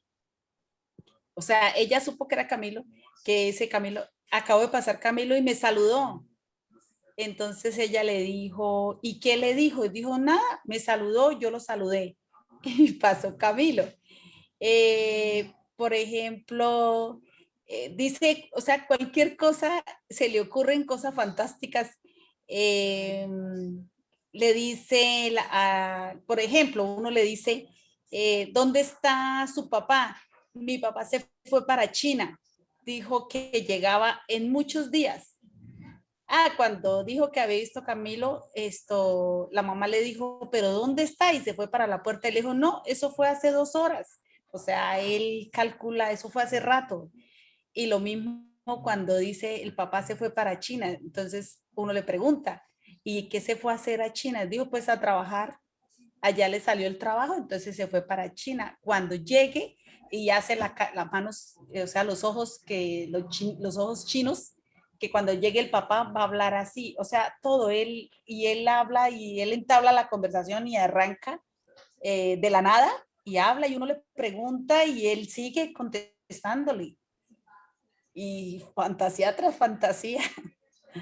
Claro, Entonces la mamá pero dice, igual ¿será también hay que momentos, pasa algo que él está... pero también hay momentos en donde el niño logra hilar una conversación lógica coherente.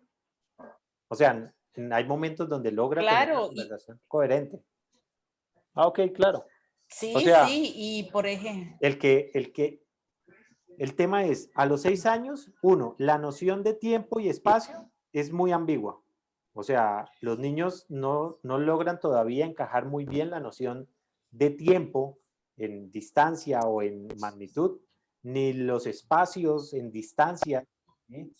Ni la concepción de lo que significa el trabajo. Para un niño, el concepto de trabajo es un tema más de qué hacer, es un tema más vocacional, pero no es una cuestión muy clara de por qué los adultos trabajan, ¿sí? Por eso muchas veces cuando los padres van a salir a trabajar, el niño dice, pero ¿por qué lo tienes que hacer todos los días? O sea, esa noción de trabajo es muy ambigua todavía para los niños. Entonces, todo eso de lo que mencionas, por lo menos hasta donde va, tocaría ver mucho más contenido, preguntar, tener esa entrevista inicial con los padres, ¿sí? Tener un espacio de juego y de interacción y de dibujo con el niño, pues para poder ver cuál es la situación que está alrededor, ¿no? Pero hasta donde va ahí es parte natural de un discurso de un niño de esa edad. la mamá Ahora, me dijo, el tema es que es él es mentiroso. que Le es dije, no, el tema es qué es él, lo que está tratando de poder entender el niño a través de eso. O sea, ¿por qué el niño expresa que este cantante lo saludó? ¿Sí? Es decir, eso tiene un sentido para el niño. Que el niño no sepa qué es, pues para eso es parte del análisis para ayudarlo a que lo descubra. Que eso no es lo importante, sino que es el hecho de que haya visto a este cantante que lo salude, está vinculado a otras cosas, ¿sí? Entonces hay que ver es a qué está vinculado. Si es un tema con la relación con el padre, si es un tema con la relación con la madre o con quién. O sea, eso tiene un sentido. El tema es que no es, hasta el momento, no es ningún síntoma. Es parte de su discurso. o sea, profe, es decir, él está investigando, ¿sí? Él Pues lanza sus imaginaciones como para aclarar dudas de él. no sabe, pues no podría decirte Sí, porque no sé, o sea, no sé, tocaría ver su historia, ¿sí? O sí. sea, eso que mencionas es muy sencillo, pues, como para poder asumir algo sobre el niño. Pero que es común escuchar ese tipo de cosas en los niños, sí, es común. Sí. La mamá dice, es que Mire, él es mentiroso. Le dije, sí, no, él no es mentiroso, él dice sus cosas. desde Bueno, su punto de vista. lo que pasa es que los niños sí dicen mentiras. O sea, el tema es que una mentira infantil es diferente a una mentira de un adolescente o de un adulto. Porque es mentir ¿para qué? Para tratar de ocultar una información o para engañar. ¿O con qué intención lo dice? ¿Sí? Muchas veces los niños mienten, uno, porque es parte de su mundo también infantil, o sea, mienten porque realmente creen en que eso es así. Otras veces mienten porque quieren evitar un castigo. Otras veces mienten porque es parte de ese proceso de crear contenido, de crear información que les es atractivo. Es decir, a través de inventarse cosas, pues también están siendo creativos. Entonces, digamos que no podemos dar respuestas totales para cada cosa. Tenemos es que ver el caso a caso. Cuando la mamá dice, si esta mamá llegara a nuestra consulta, pues lo que tendríamos que es indagar es, cuando dices mentiras, ¿a qué te refieres? Es decir, ¿cuál ha sido las mentiras? ¿Ha sido esta? Cuéntamela, descríbela, qué estaba pasando alrededor, en qué momento el niño dijo esa mentira y cuál es el significado que tiene para el niño. Entonces, ojalá que el niño escuchara a la madre contando la mentira para que después el niño llevara a su juego esa misma anécdota y que él mismo nos cuente a qué se refería con eso. Nos lo cuente jugando, ¿no? No nos lo cuente en palabras necesariamente. Pero cada mentira o cada palabra que el niño dice tenemos que leerla en un contexto, en una situación particular y a través de la mirada de lo que el niño quiere transmitir. No, no podemos generalizarlo, ¿sí? Miren este caso que plantea Arminda Verasturi aquí, o esta pequeña descripción, tampoco es que nos describa todo el caso. Dice, una niña de 6 años traída a la consulta a causa de haberla violado un adulto, separó todos los juguetes que tenían hueco y los llenó de arena u otros objetos, repitiendo siempre que lo difícil era cuando el hueco era chiquito. Expresó así, de un modo dramático y directo, la situación traumática por la que estaba. Y es que en muchas de las ocasiones, lo que cuando se está atendiendo niños que han pasado por situaciones de abuso, o sea, tomo este ejemplo para poder hablar un poco sobre ese tema con los niños, y es que lo que se hace en la terapia, especialmente psicoanalítica, es, no, a ver, ¿cómo lo digo? No, mm, el analista ni se asusta con un caso así, ni se, a ver cómo lo digo, voy a decirlo tal cual y espero que se entienda bien, ni se conmueve, porque el analista no está ahí para solidarizarse con el dolor del niño, está ahí para ayudarle al niño a que asuma y resuelva su situación traumática. ¿Me hago entender? Entonces, en estos modelos que tratan como de solidarizarse con el dolor del niño, pues lo que hacen es o mantenerlo dentro de esa misma estructura o tratar de callar qué fue lo que finalmente, o sea, como desviar su atención a que no se centre en esa situación traumática, sino que avance. Pero para el psicoanálisis el punto central es habla, explora la situación que viviste para que resuelvas y para que, a pesar de que no puedas cambiar esa situación, puedes observarla sin dolor, ¿sí?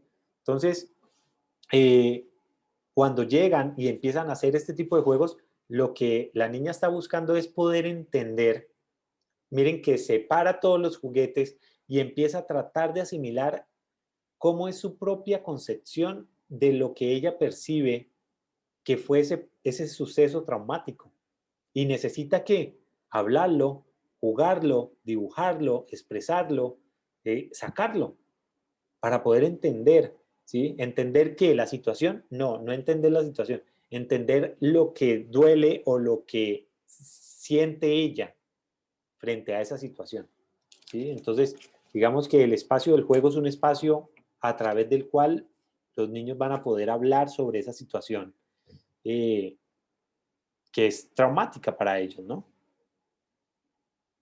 Dice, inmediatamente después de este juego pidió dibujar y trazó una niña dentro de cuyo vientre dibujó un diablo y dijo, lo tiene dentro.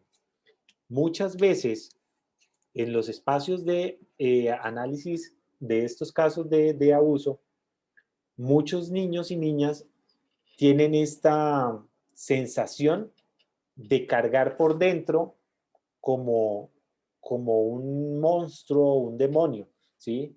Les contaba de este ejemplo de este niño que había sufrido una situación de abuso sexual también muy temprano y el niño luchaba con sus demonios que estaban internos, ¿sí? Esta niña está mostrando cómo representaba ese dibujo un demonio que estaba dentro de ella.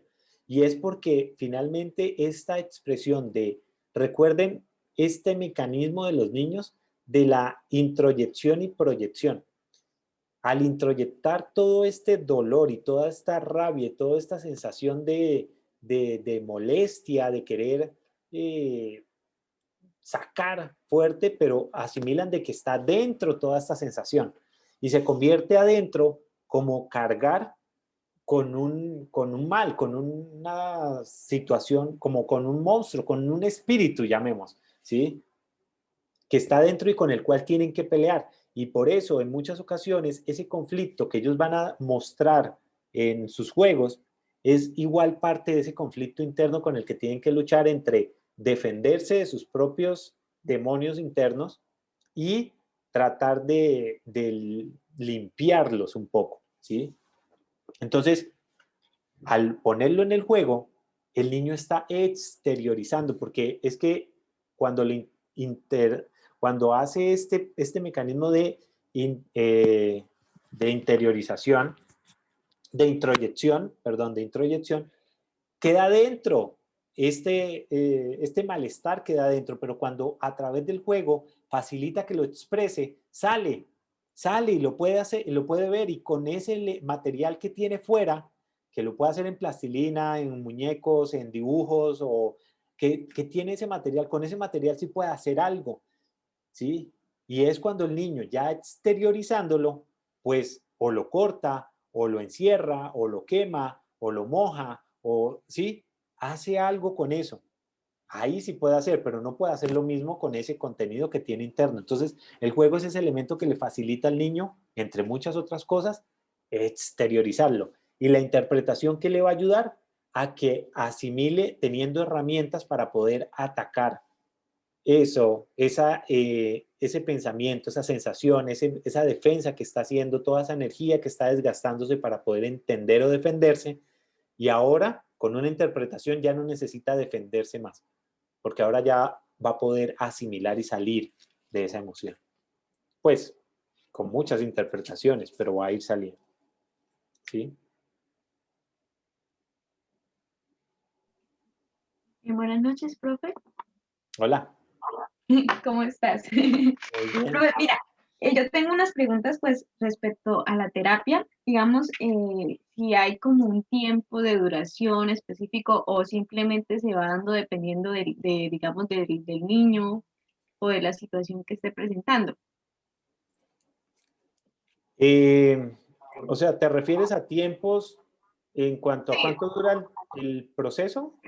sí, exacto, sí, como el proceso y lo que se va dando como en este proceso también la información que se le va dando a los padres o digamos al acudiente o la persona que lleva al niño a consulta, porque pues por lo general siempre quieren saber qué le dijo, o sea, qué le puedo hacer yo por él o así. Entonces, Sí. ¿qué información uno le puede dar? De pronto sí, de pronto también, como usted lo mencionaba, en un caso que sea de abuso o de algo que el niño, sí, o sea, que no quiera como contarlo a todos, pero que sí uno está interpretando algo así. Ok, hay varias cosas que podemos tener en cuenta y, y es desde varias miradas, tanto desde esta mirada de Anna Freud como esta mirada de Klein y como, digamos, diferentes miradas de autores psicoanalistas. Una primera mirada es que es la más, digamos, kleiniana, y es que o sea, el mismo proceso de análisis va a llevar a que el niño empiece a hacer dos cosas. Uno, que empiece a través de esas interpretaciones que va a ir asumiendo, que va a ir tomando de la terapia o del análisis, el niño va a empezar a ampliar su plano intelectual, va a necesitar enfermar, o sea, esos síntomas, esas expresiones psicosomáticas van a empezar a disminuir y las conductas que estaban haciendo como parte del trauma, pues van a empezar a disminuir o a desaparecer. Entonces, una de las primeras cosas que se busca a través de ese análisis es que el mismo análisis lleve a que los padres puedan ver que la conducta del niño pues está evolucionando. Y para el niño, pues es sentir más bienestar y más como libertad de poder expresarse más libremente. ¿Sí? Eso debe poder darse simplemente por la intervención con el niño. O sea, eso es algo que los padres, pues, si no se han dado cuenta, pues se les va a mostrar y es cómo ha seguido con este síntoma, ha ido disminuyéndose o ha desaparecido. Ok, ese es parte del proceso. ¿Sí? Entonces, eso es una de las cosas que es que eh, el análisis va a llevar a que el niño disminuya sus síntomas. Y esos síntomas pues son conductas. ¿Sí? Dos, es que a través de la misma evolución del niño, ¿sí? Por ejemplo, si tenía conductas un poco más orientadas a rasgos obsesivos, disminuir esos rasgos obsesivos a través de la intervención, pues va a hacer también que el niño esté más tranquilo y que los padres pues también vean que esas conductas han ido desapareciendo. Pero lo segundo que va a pasar con eso es que a medida que van reduciendo los síntomas, pues su entorno, no siempre, pero en muchas ocasiones cuando los padres y cuidadores están realmente enfocados en el niño o en la niña, no cuando son ausentes o cuando son descuidados, sino cuando son muy presentes, pues el entorno también va a ir moviéndose y cambiando o evolucionando a medida del cambio del niño o de la niña, ¿sí? Este tipo de mirada es muy interesante en esos casos en donde vemos que llegan niños con padres que definitivamente no están dispuestos a poder participar del análisis. O sea, hay padres que están dispuestos a poder ir a la par haciendo un análisis de ellos mismos, es decir, cómo sano mis propias dificultades para que también eso ayude al niño, dirán los padres. Entonces, en algunas ocasiones lo remiten a otros terapeutas, otras veces es el mismo terapeuta, pero en otros espacios ya específicamente para los padres, pero es análisis para ellos o individualmente para cada uno de ellos, pero hay otros padres que no están dispuestos a poder cambiar. O sea, aquí le traigo al niño y enfóquese en él. Y son padres, pues evidentemente que tienen una serie de conflictos fuertes, ¿sí? Entonces, en esos casos, esa mirada del psicoanálisis es muy interesante porque al centrarse en el niño le está dando herramientas para que el niño, de una u otra forma, sea capaz, él, de asimilar el contexto, de adaptarse a ese contexto para sacar el mayor provecho que pueda, provecho en términos de que no se vaya a quedar en el trauma, sino que siga avanzando. Ahora, la otra mirada que es la de, o sea, en esa primera de Klein, pues los padres, la orientación que se le da a los padres es, pues siga trayendo al niño y enfóquese en los cambios y evoluciones que el niño está teniendo. En la mirada más de Anna Freud, que es un poco más de educar también, psicoeducativa, llamemos de alguna forma, sí hay orientación para los padres. O sea, al tiempo que los niños están teniendo su espacio de terapia o de análisis, los padres, en presencia del niño, ¿sí? Digamos, desde esta mirada, también están recibiendo orientación. Es decir, pautas de crianza, por ejemplo. ¿sí? Cosas que que puedo recomendarte para que puedas hacer en casa para que fortalezcas este proceso. Por ejemplo, si está pasando por el control de esfínteres, pues cosas para recomendarte es no force ese espacio, trabaja este tipo de elementos, implementa en el día a día este tipo de elementos más educativo, ¿sí? A los padres para que complementen en casa como este acompañamiento con los niños y con las niñas, ¿sí? Eh, entonces, también se les puede dar orientaciones sobre cómo llevar la educación o la crianza del niño. Con respecto al tema yo les recomiendo que en esa orientación esté presente el niño. O sea, es un acuerdo que también se hace con el niño. El papá escucha las orientaciones, el niño escucha la orientación que se está dando, no se revela información del análisis, de lo que pasa en el análisis, pero se da información genérica sobre algunas pautas de cómo orientar esa crianza. ¿Sí? Entonces, que ahí también esté el niño para que haya un pacto también y un acuerdo de él con sus padres. ¿Cuánto dura un análisis? Pues eso es muy relativo, ¿sí? O sea, eso es muy relativo porque, a ver, si estuviera, por ejemplo, en un proceso cognitivo-conductual, pues son unos tiempos con unos objetivos puntuales, pero en el proceso analítico no hay objetivos como tal, ¿sí? ¿Por qué? Porque lo que se busca es que todo el tiempo, es decir, el niño puede estar todo el tiempo posible en análisis y todo el tiempo va a estar descubriendo nuevas y mayores cosas sobre sí mismo y va a estar adquiriendo más herramientas para poder afrontar su mundo interno, para fortalecer su yo. Entonces, ¿cuánto tiempo puede estar en análisis? Pues toda la vida. Ahora, ¿cuánto tiempo es evidente que estará en análisis mientras se reducen los síntomas por los cuales llegó a la consulta? Entonces, generalmente lo que los padres están buscando es que llegaron porque hay unos síntomas y lo que quieren es que esos síntomas desaparezcan. A medida que los síntomas van desapareciendo, pues los padres van a estar mucho más, digamos, dispuestos a cerrar el análisis. Entonces, un punto, digamos, es cuando los síntomas hayan podido disminuirse al máximo que se pueda, ¿sí? Pero, pero todo el tiempo que se esté en análisis, lo que se va a buscar es que el niño adquiera más elementos para fortalecer su yo, ¿sí? No sé si me hago entender. Es decir, en un psicoanálisis no hay promesa a los padres de cuánto tiempo va a durar. O sea, eso no se promete. Eso, vamos a hacer tales cosas, no.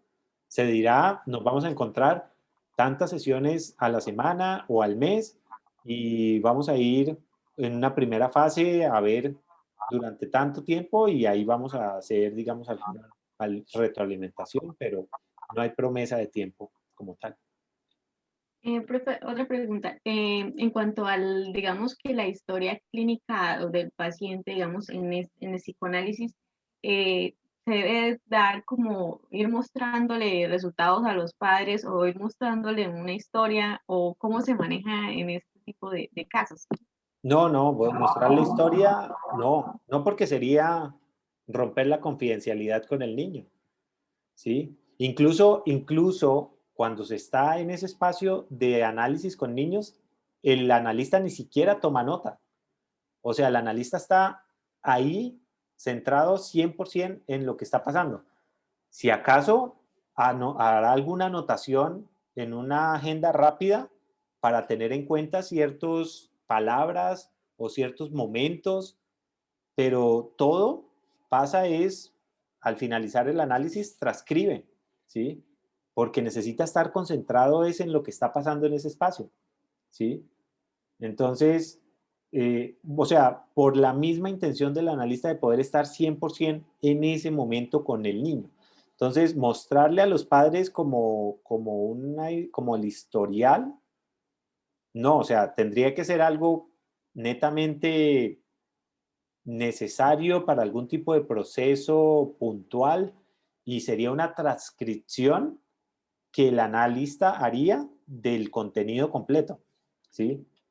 Incluso el grado, por ejemplo, de confidencia que tiene el analista con los niños es tan grande que cuando va, por ejemplo, a publicar información, a pesar de que no tenga el nombre ni nada, o cuando va a compartir información con los padres, le pide permiso al niño, ¿sí?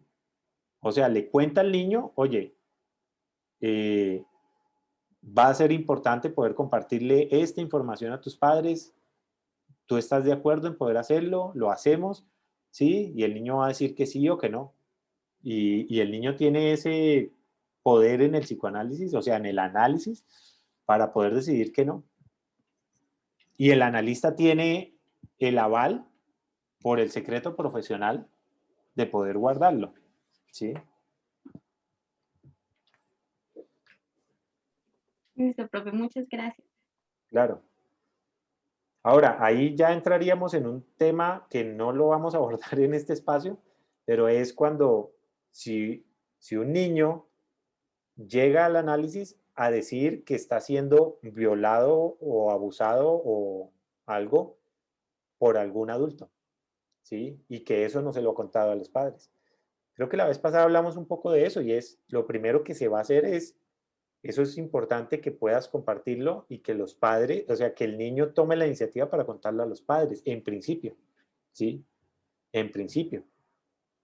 Y lo siguiente va a ser que tenga, brindarle los elementos para que el niño pueda afrontar y asumir cómo salir de esa situación, cómo defenderse, protegerse y buscar ayuda en los adultos que están alrededor. O sea, el analista no va a salir corriendo, si escucha eso del niño, no va a salir corriendo a contarle a los padres. O sea, no va a salir a correr. Primero va a mediar con el niño y va a buscar que sea el niño quien lo haga. ¿Sí?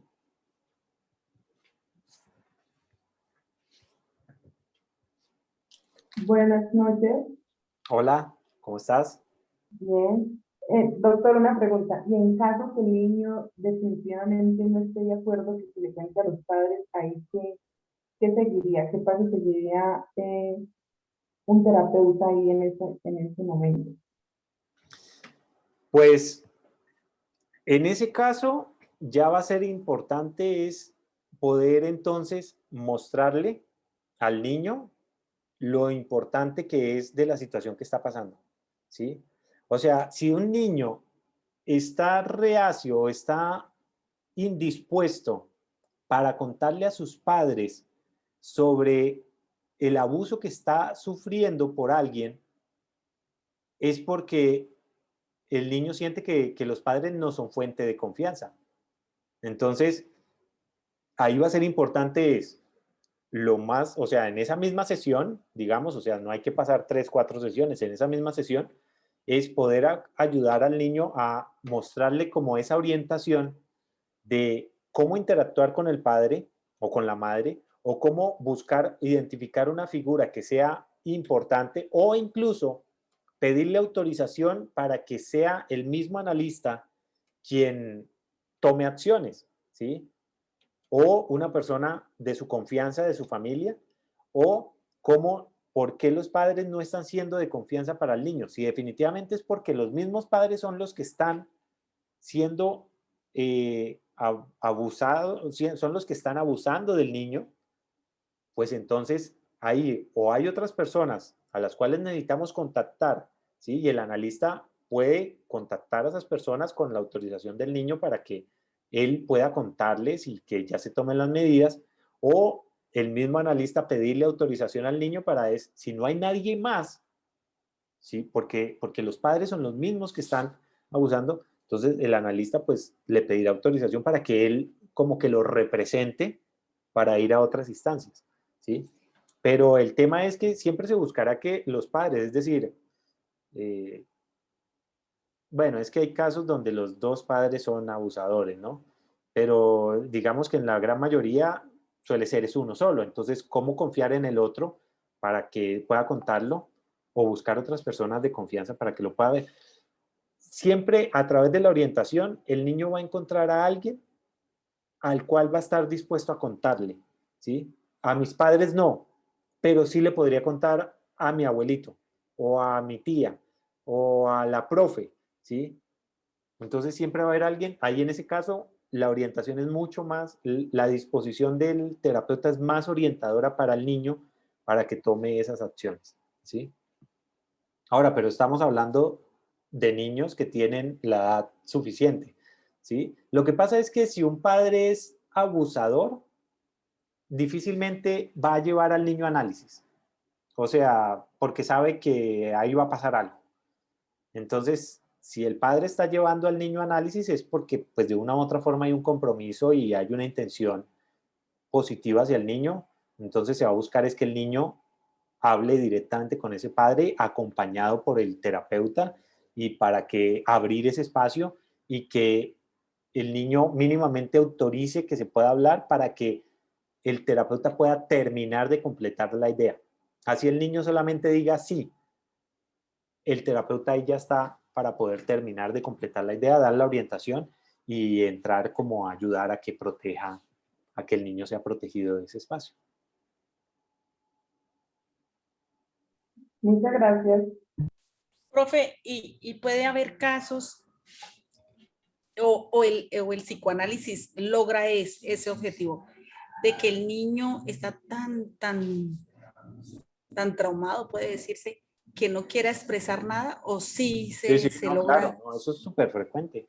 Es muy Y frecuente en donde hay niños que, por ejemplo, el mutismo. Hay niños que sí, llegan sin hablar, hay otros niños que hablan, pero que no hablan de esa situación traumática. Hay padres que traen a los niños porque dicen, no sé qué le pasa, no me habla nada, sí, pero tiene una conducta rebelde o aislada o se lastima. Entonces, a través del análisis lo que se busca primero que es que empiece a interactuar con el juego y a través del juego va a mostrarnos los elementos del abuso y a través de ese, pero vamos a asumir que es un abuso que ya pasó, entonces a través del juego se va a llevar a la interpretación hasta que llegue los elementos necesarios para poder que el terapeuta se dé cuenta, ok, esto puede ser un abuso y en ese momento poder interpretarlo. Esto es algo por lo que tú ya pasaste y viviste, estás hablando de un abuso y cuando el niño, la expresión del niño le va a decir si sí o si no efectivamente es y ahí empieza lo que les acabo de contar ahorita y es importante poder mencionarlo, con quién confías, por qué lo has guardado, o sea, a ver, esa pregunta, ¿por qué lo has guardado? No es una crítica al niño, ¿sí? Sino tratando en esas palabras para poder ver por qué ha temido expresarlo, ¿sí? Si es que el abusador está muy cerca o si es que tiene miedo de no poder sentirse protegido. O sea, el juego, lo primero va a ser llevarlo a que se exprese a través del juego para que a través de todo eso muestre el contenido que no está hablando, que no está expresando con palabras. por eso, profe, el psicoanálisis nos permite eso. Pues Sí, yo claro. estaba pensando en Claro. que si no lográbamos eso con el niño, no era la mejor manera de saber y de conocer a más profundidad es con los papás, con las personas, con los cuidadores, Pues es que si un o padre el lo sabe, psicoanálisis lo que pasa es el que niño debe, para eso es la entrevista inicial. O sea, si un padre lo sabe, pues lo sí, dirá en la entrevista inicial. Dirá, es que el niño ha sido abusado, ¿sí? Pero si un padre lo trae y no sabe, pues el padre no nos puede contar lo que no sabe, ¿sí? por eso, pero el niño con la terapia del psicoanálisis vamos a lograr que él exprese. Pues, No o hay sea, no. si me estás preguntando que 100% lo van a lograr, no, no, eso no se puede garantizar. O sea, que a través de la técnica del juego, del proceso psicoanalítico, se puede llegar a evidenciar situaciones de abuso que el niño ha callado, sí, sí se puede. Ahora, ¿de qué depende? Pues uno, de que el niño se abra al proceso. Dos, de que el terapeuta o el analista tenga la capacidad de poder verlo. Y tres, de que las condiciones se den para que el niño pueda plasmar lo más pronto posible eso en el juego, porque puede que evite mostrar eso en el juego y se dedique a mostrar otras cosas que también le son conflictivas, pero no propiamente el abuso. Entonces depende de muchas variables, pero que si a través de la técnica se puede, sí, sí se puede. Ahora depende de que esas variables se reúnan.